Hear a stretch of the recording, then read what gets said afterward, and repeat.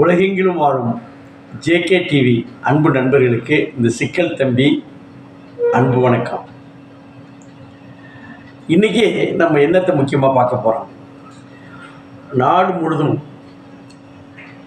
நீண்ட காலமாக கல் தோன்றா மண் தோன்றா காலத்திலிருந்து முன்தோன்றிய மூத்த தமிழ் சொல்லுவாங்க. அதுபோல் தேர்தல் என்று பொது தேர்தலோ இடைத்தேர்தலோ என்னைக்கு வந்துச்சோ அன்னையிலிருந்து ஓட்டு போடுபவர்களின் எண்ணிக்கை, ஓட்டு போடுபவர்களின் சதவிகிதம் என்பது ஒரு மிகப்பெரிய புள்ளிவரமாக மெனக்கெட்டு கொடுக்குறாங்க.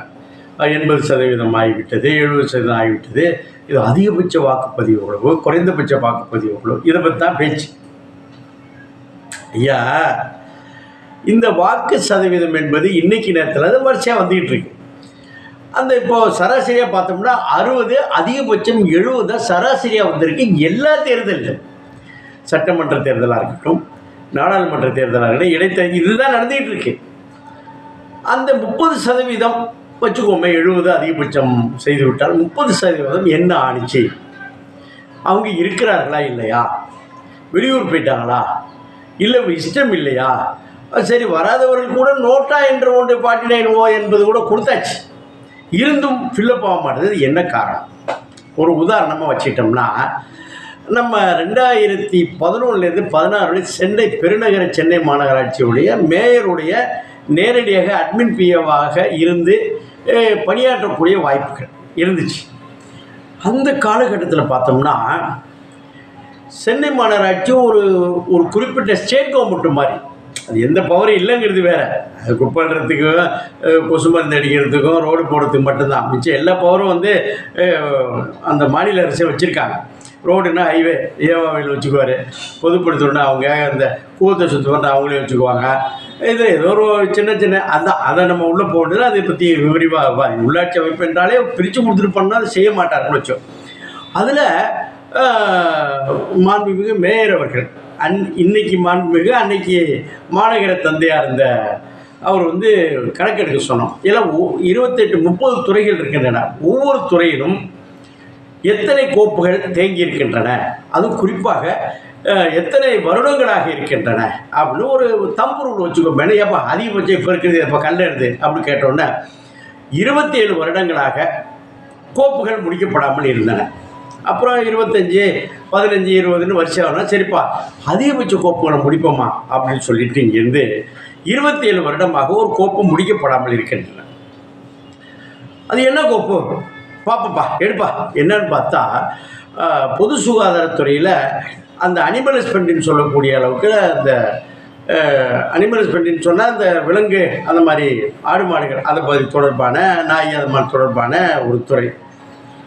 அது என்னப்பா 27 வருடமாக முடிக்க முடியாத பிரச்சனை என்னப்பா அப்படின்னு ஒத்து பார்த்தா, தெருநாய்களை பிடிக்க சென்றார்களாம்.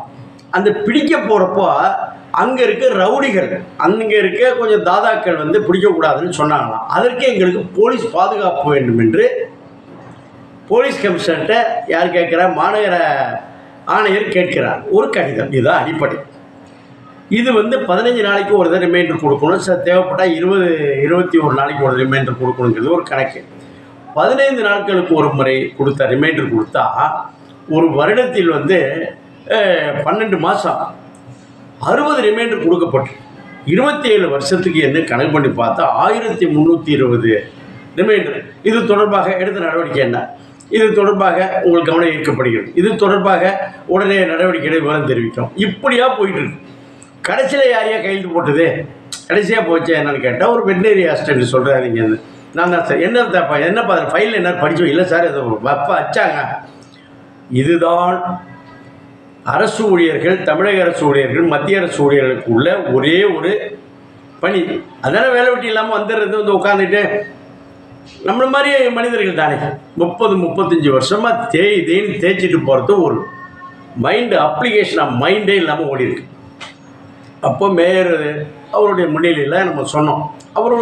அவருடைய இதில் இனிமேல் யாரும் எந்த கோப்புக்கு ரிமைண்டர் கொடுக்க வேணாப்பா, எல்லாம் எடுத்து வச்சுருக்கோம், யாரும் எந்த கோப்பு ரிமைண்டர் கொடுக்கக்கூடாது. அந்த மாநகர ஆஃபீஸ்லேருந்து Chennai police commission office 1.5 kilometre எக்மோரில் இருந்துச்சு. அப்போ உருண்டு வந்தாலும் சரியாக போச்சு. நேரடியாக போய் ஐயா அந்த மாதிரி வந்திருக்குன்னு சொன்னால் சொல்ல போகிறாரு. அவங்களும் வாங்கி வாங்கி கட்டி, ஏன்னா 10 ஆஃபீஸர்ஸ் மாறிட்டு வாங்கி வாங்கி கட்டி கட்டி வச்சு விட்டாங்க. இதுதான் அப்ளிகேஷன் ஆஃப் மைண்ட் இல்லை. இன்றைக்கு என்னைக்கு சுதந்திரம் அடைஞ்சதோ வாக்குரிமை இருக்கிறதோ அன்னையிலேருந்தே 30% வரல 20. என்னடான்னு உள்ளே போந்து பார்த்தாக்கா இதில் என்ன வேடிக்கைன்னாக்கா காரணங்கள் தேடி பார்க்கணுன்னு வச்சிங்களேன். ஒரு மேட்ரு என்னென்னா, இப்போ தேர்தல் முடிஞ்சு போச்சு, கம்முன்னு உட்காந்துன்னு வச்சுங்க, முடிஞ்சு போச்சு, பொட்டியை சட்டியோடு பொட்டியை நான் காவ காக்கிறீங்களா எட்டி எட்டி பார்த்துட்டு, அதான் வச்சாச்சு சீல் வச்சா பார்த்துட்டு எல்லா பூத்தால் இல்லாமல் போய் காவ காக்கிறான், ஒன்றும் கிடையாது. இப்போ பள்ளிகளும் விடுமுறை ஆச்சு, ஆசிரியர்கள் விடுப்பில் இருக்கிறார்கள். ஒரு 10 நாள் என்ன செய்யணும்? ஒவ்வொரு வீட்டுக்கும் போய் நம்ம பார்த்தோம்னா எந்த வாக்களித்தவர்கள் ரவுண்ட் பண்ணியாச்சு, வாக்களிக்காதவர்கள் இருக்கிறார்களே அந்த எடுத்துகிட்டு போய் அந்த வீட்டில் பார்த்தோம்னா ஒரு 4 ஓட்டு 5 ஓட்டு பார்த்தா மொத்தமாக வீடு மாறி இருப்பாங்க. அவங்கள வச்சுக்கிட்டு பர்சன்டேஜில் கிடக்கும். இன்னொரு மேட்ரு என்னென்னா, செத்து போயிருப்பாங்க, தாத்தா பாட்டி இல்லை இளம் வயதில் செத்து போயிருப்பாங்க, அது நீக்கப்படாமல் ஒதுக்கப்படாமல் இருக்கும். 3வது என்னாச்சுன்னா, வெளிநாடு போயிருப்பாங்க, வேலை கிடைச்சிருக்கோம், வெளிநாடு போயிருப்பாங்க, பிள்ளைகள் அங்கே இருப்பாங்க, போயிருப்பாங்க, அவங்க வாக்கு இங்கே வெட்டியாக வச்சுட்டு உட்காந்துக்கிட்டு கணக்கு பார்க்குறது, நம்மளே அசிங்கப்படுத்துறது, ஓட்டு போட வரல. அப்புறம் சமயத்தில் நிறைய பேர் என்னென்னா, மருத்துவ காரணங்கள், உடம்பு சரியில்லை, ஆஸ்பத்திரியில் இருக்காங்க. அப்பா இருந்தால் பிள்ளைகள் எல்லாம் மெனகட்டு சீரியஸாக இருக்கு, இல்லை மெனகட்டு ஆனால் என்னத்தை போய் பண்ண போகிற, யாருனாலும் அவங்க தானே, அப்படி இருக்கக்கூடியது இருக்கிறார்கள். அப்புறம் பார்த்தோன்னா வெயில், வழக்கமான வெயில் தான். வெயில் என்பது என்ன, அவர்களுக்கு வெயில்னா காலையில் சாயங்காலம், அது யார் போடவில்லையோ அவர்களை பார்த்து ஃபாலோ பண்ணல. பூத்து சிலிப்பே தேர்தல் ஆணையம் கொடுத்துட்டாங்களே, தேர்தல் ஆணையத்திலிருந்து வீடு விழுந்து கொடுத்துட்டாங்களே, கட்சிக்காரன் கொடுக்குறப்ப அந்த சின்னத்தை பண்ணுறதுக்கு பதில் கொடுத்து விட்டார்கள். அதனால் அந்த மாதிரி ஒரு சமாச்சாரம். நிறைய பேர் எனக்கு வர முடியல, வாகனம் இல்லை, தேர்தல் ஆணையம் வாகனத்தை ஏற்பாடு பண்ணுது. இந்த தடவை வாகனத்தை வீட்டில் போய் அழைச்சிடுவாங்கப்பா அப்படின்னு சொல்லுது, முடிஞ்சு போச்சு. அப்புறம் சீனியர் சிட்டிசனாக இருப்பாங்க, வாகனம் தேவையில்லாத சீனியர், இப்போ 85 இயர்ஸுக்கு மேலே கொடுக்கலான்னு இருக்கு. சரிங்க, இதுக்கு என்ன செய்யலாம்?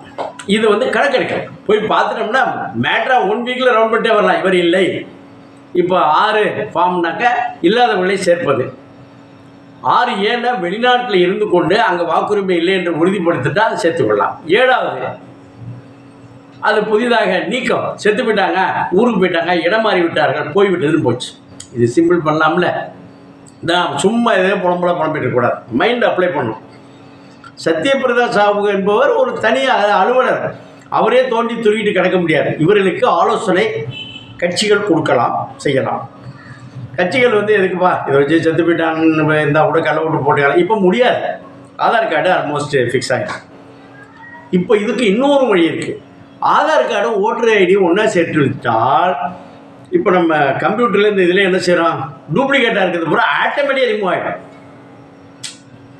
இந்த ஒரு ஆதார் கார்டை இங்கே இருக்கிற ஓட்டர் ஐடி கூட இங்கே உள்ள ஓட்டர் ஐடி சேர்த்துட்டா மிச்சம் இருக்கிறது பூரா என்னது டெலீட் ஆகிடும். அதனால் ஆட்டோமேட்டிக்காக அதுவும் போயிடும்.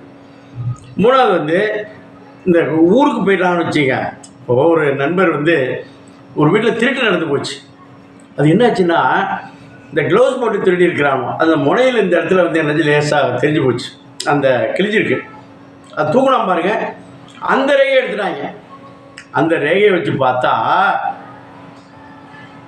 ராஜஸ்தானில் ஏதோ குக்கிராமத்தில் இன்னார் பையன் இன்னார் இந்த வீடு இருக்குன்னு வந்துருச்சுங்க, ஆளை போய் பிடிச்சி விட்டாங்க. அந்த மாதிரிலாம் ஃபெசிலிட்டிஸ் வந்துவிட்டு ஆதார் கார்டு சமாச்சாரங்கள். அது மாதிரி என்னாச்சுன்னா, இப்போ ஜூன் 3 வரலையும் நம்ம வெட்டியால் அவங்க வேலையை பார்த்துட்டு இருப்பாங்க. இந்த தேர்தல் ஆணையம் இங்கே முடிந்த இடத்துல கணக்கெடுக்கலாம்ல, இதை செய்ய வேண்டும். இதை செய்து விட்டாலே இந்த குய்யம் ஏன் வரவில்லை ஆராய்ச்சியே வேண்டியதில்லை. இருக்கிறால சேர்த்து விடலாம், இல்லாதால பண்ணிடலாம். வீடு மாறி விட்டால் அங்கே சேர்ந்து ஆதார் கார்டை இணைத்து விட்டால் சரியாக போச்சு. ஐயா வெளிநாடு போயிட்டாங்க, ஐயா இங்கேருந்து ஊருக்கு போயிட்டாங்க, ஓட்டு போகணும், ஒன்றும் பிரச்சனை இல்லை. அந்த ஆதார் கூட லிங்க் பண்ணுறதுக்கு பாருங்கள், விரல் ரேகையை வச்சுட்டாலே எந்த பூத்து எந்த ஊர் எல்லாம் ஆட்டோமேட்டிக்காக வந்துடும். இதை அந்த ஊரில் கொண்டு போய் அந்த வாக்காளர் பூத்து இருக்குல்ல, அந்த பூத்தில் போய் ரகசிய போடுற மாதிரி போட்டு விட்டாலே எங்கேருந்து இப்போ ஒரே நாடு ஒரே தேர்தல் ஒரே ரேஷன் கார்டு பண்ணுறோம்ல. நான் நாராயணமூர்த்தியோட ஒய்ஃபை தான் எம்பி ஆக்கி வச்சுருக்கேமே, அவர்கிட்ட சொன்னாலே ப்ரோக்ராம் அழகு பண்ணி கொடுத்துருவார். ஏன் செய்யலை? எல்லாருக்கும் ஒரு உள்குத்து இருக்கிறது, உள்நோக்கம் இருக்கிறது. அந்த உள்நோக்கம் தீர்ந்து விட்டாலே பல விஷயங்கள் சால்வ் ஆகிடும். செய்யலாம்ல. இதில் அரசியல் கட்சிகள் ஆமாம் அப்படின்னு இல்லாமல் பொதுநல விரும்பிகள் பொதுநல வழக்குகள் கூட போடுறாங்க. யாரும் போடவில்லை என்றால் நம்மளே போடுவதற்கு தயாராக இருக்கிறோம். வாழ்த்துக்கள்.